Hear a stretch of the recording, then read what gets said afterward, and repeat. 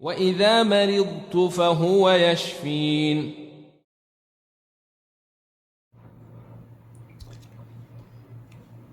Bismillah wa salat wa salam ala Rasulillahi amma ba'd.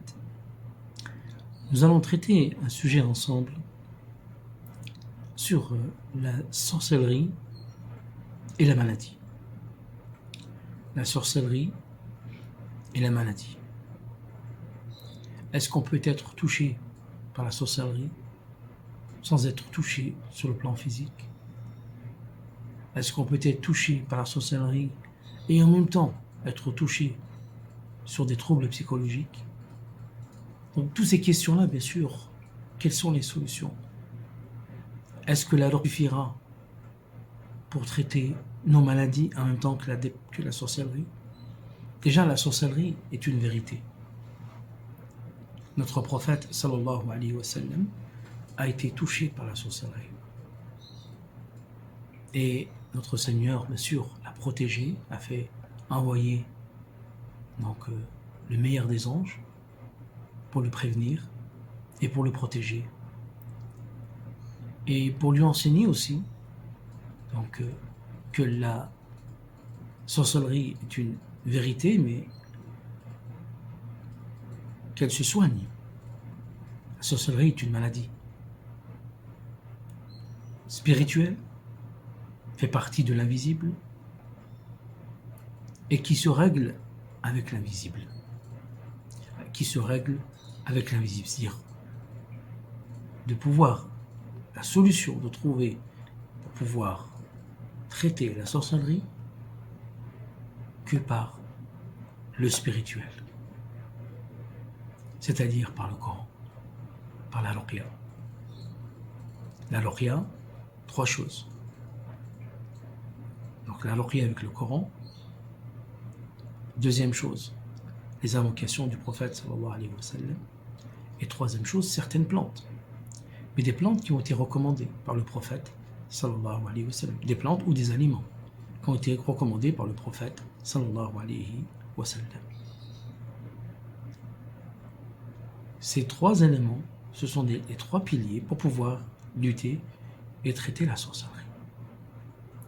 Parmi les versets qui ont été reconnus unanimement pour être des versets de la ruqya, vous avez donc Al-Baqarah, Surat Al-Baqarah. Vous avez dans la Surat Al-Baqarah, vous avez le verset du trône, Ayat Al-Kursi. Vous avez aussi les derniers versets de Surat Al-Baqarah. C'est pour ceux qui n'ont pas la possibilité, la capacité de lire complètement donc la Surat Al-Baqarah. On prendra des versets qui sont importants pour la ruqya.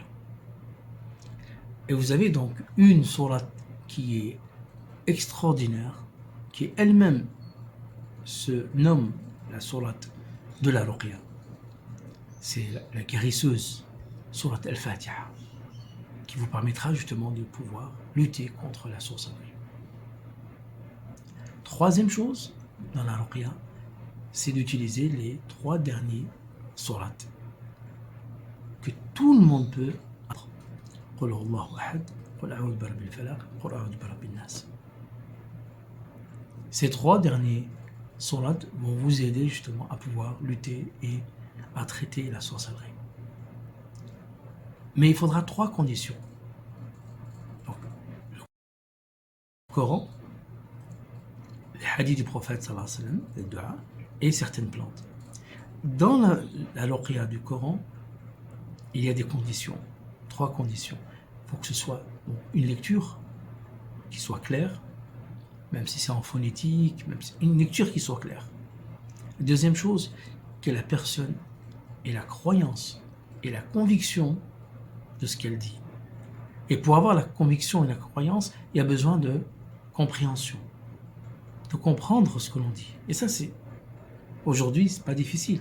Il y a des traductions, des interprétations qui nous aident à comprendre ce que l'on lit et de bien se concentrer à ce que l'on lit. Ensuite, bien sûr, de même que le hadith du prophète sallallahu alayhi wa sallam, et les plantes qu'on peut utiliser comme la graine de nigel, comme le costu indien, comme le séné, comme les dates al-ajwa, les 7 remèdes que le prophète sallallahu alayhi wa sallam a recommandé, que ce sont des remèdes et des guérisons. Parlons maintenant de la maladie. Est-ce que quelqu'un qui a été touché par la sorcellerie peut être aussi touché d'une maladie? Oui. Les effets de la sorcellerie se ressentent dans la maladie. Une dépression, une maladie auto-immune, un cancer pour certains. Des effets de la sorcellerie, le cancer. Des effets de la sorcellerie, une maladie auto-immune, l'hypothyroïdie, l'hyperthyroïdie, la polyarthrite, rhumatoïde. De même que la dépression, parmi les effets, peut être aussi la dépression. Donc la dépression. Sorcellerie, dépression. Sorcellerie, angoisse. Sorcellerie, stress. Donc il y a besoin de traiter cette maladie, de traiter la dépression avec la ruqya, de traiter les maladies auto-immunes, l'hypothyroïdie avec la ruqya. Et bien sûr, pour appuyer tout cela, donc la ruqya et les paroles du prophète sallallahu alayhi wa sallam, et aussi donc les plantes, d'utiliser la hijama. Un des moyens étonnants de pouvoir lutter contre la sorcellerie, c'est la hijama. La hijama vraiment appuie et vous aide justement à lutter contre la sorcellerie. Donc la question, est-ce que le lien qu'il y a entre la dépression et la maladie? Oui, il y a un lien, et c'est pour ça que le prophète sallallahu alayhi wa sallam, dans les hadiths, recommandait toujours quand on fait, disait que on a le droit de faire la ruqya donc sur des troubles spirituels, mais avec aussi des troubles physiques. Il disait toujours la permission de faire la ruqya pour par exemple, pour maladie occulte et eczéma, maladie occulte ou telle maladie, par exemple, douleur, etc. etc. C'est-à-dire qu'il n'y a pas de contre-indication à traiter les deux, que ce soit la ruqya avec et traiter aussi donc la maladie, et ça permettra justement de diminuer en traitant la maladie de la personne, c'est-à-dire les effets de la sorcellerie, ça fera diminuer la sorcellerie jusqu'à, par la permission de notre Seigneur, de la faire disparaître.